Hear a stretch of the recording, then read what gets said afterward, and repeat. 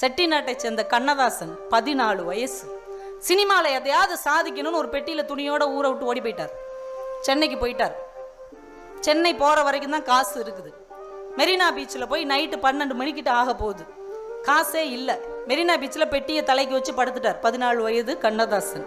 காலையில் யாராவது நம்ம நகரத்தார் மக்கள் இந்த பக்கம் வந்தாங்கன்னா அவங்கள்ட்ட பணம் வாங்கி மண்ணடியில் இருக்கிற நகரத்தார் விடுதிக்கு போயிடலாம், யாரையாவது பிடிச்சி அப்படியே உள்ளே போயிடலாம் அப்படின்ட்டு பெட்டியோட படுத்துருக்கிறார். நைட்டு ஒரு 1 மணி 2 மணிக்கு ஒரு போலீஸ்கார் வந்து அவரை தட்டி எழுப்புறாரு. என்ன இங்கே பண்ணிட்டு இருக்க? இல்லைங்க, கையில் காசு இல்லை, அதான் படுத்துருக்கிறேன். எங்கே போகணும்? நீ மண்ணடிக்கு போகணும், கிளம்பு. இல்லைங்க, என்னால் போக முடியாதுங்க, கையில் காசு இல்லை. இல்லை கிளம்பு, இல்லைன்னா 4 நாள் கொடு அப்படின்னு இருக்காரு. 4 நாள் இருந்தால் நானே பஸ்ஸில் போயிருப்பேன்ல, என்கிட்ட காசே இல்லைங்க. அழுது கொண்டே கண்ணதாசன் என்கின்ற அந்த சிறுவன் அந்த பெட்டியை தன் தலையில் சுமந்து கொண்டு மெரினா பீச்சிலிருந்து மண்ணடி வரைக்கும் விடிய விடிய நடந்து போயிருக்கிறார். போகும்போதே என் மனசுக்குள்ள சொல்லியிருக்கிறார், இந்த மெரினா பீச்சில் இந்த காந்தி சிலைக்கு கீழே நான் விட்ட கண்ணீர் ஒரு நாள் வெற்றி என்கின்ற மரமாக மாறும் என்று மனசுக்குள் சொல்லிக்கொண்டே போயிருக்கிறார்.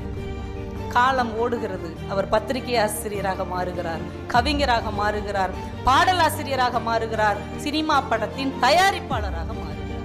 அவர் சொந்த படம் எடுக்கிறார். படத்துக்கு சுமை தாங்கி அப்படின்னு பேர். இந்த படத்துக்கு ஹீரோ ஜெமினி கணேசன். அவரை வச்சு ஒரு பாட்டு எடுக்கணும். கரெக்டாக கூட்டு வந்தார். மெரினா பீச்சில் காந்தி சிலைக்கு பக்கத்தில் ஜெமினி கணேசனை பாட விட்டார். பாடிக்கிட்டே இப்படியே நடங்க. அப்போ அந்த பக்கமும் இந்த பக்கமும் கார்கள் போய்கொண்டும் வந்து கொண்டும் இருக்குது. இந்த காட்சியை எடுத்துட்டு அந்த ஃபிலிமை மட்டும் கொடுறா அப்படின்னு வாங்கிட்டு வந்து வீட்டில் போடுறாரு. பிள்ளைகளை பூரா முட்டு உட்கார வச்சார். இங்கே பார், உட்கார், கவனிச்சு பார். இந்த இடத்துல தான், இந்த காந்தி சிலைக்கு பக்கத்தில் தான் காலனா காசு இல்லாமல் அவங்க அப்பா மெரினா பீச்சிலிருந்து மண்ணடி வரைக்கும் நடந்தே போனான். ஆனால் இப்போ ஜெமினி கணேசன் பாடும்போது இந்த பக்கமும் அந்த பக்கமும் 7 கார் போச்சு இல்லையா? இந்த 7 காரும் என்னுடைய சொந்த கார் என்று சொன்னார். 4 இல்லாமல் நடந்து போன அந்த கவிஞன் அதே இடத்தில் 7 கார்களை நடத்த முடிந்தது என்றால், எங்கே நாம் அவமானப்பட்டோமோ அந்த அவமானத்தை மூலதனமாக வைத்தால் அது வெகுமானமாக விரிந்து நிற்கும் என்பதற்கு கண்ணதாசனுடைய வாழ்க்கை ஒரு மிகப்பெரிய அடையாளமாக இந்த மண்ணில் பதிவு செய்யப்பட்டிருக்கிறது.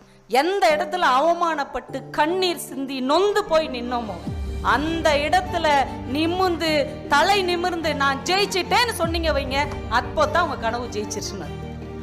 எந்த இடத்துல அழுதீங்களோ அந்த இடத்துல சிரிக்கணும், எந்த இடத்துல விழுந்தீங்களோ அந்த இடத்துல எழுந்துச்சு நிக்கணும். அதுதான் மெய்ப்படுகிற கனவு.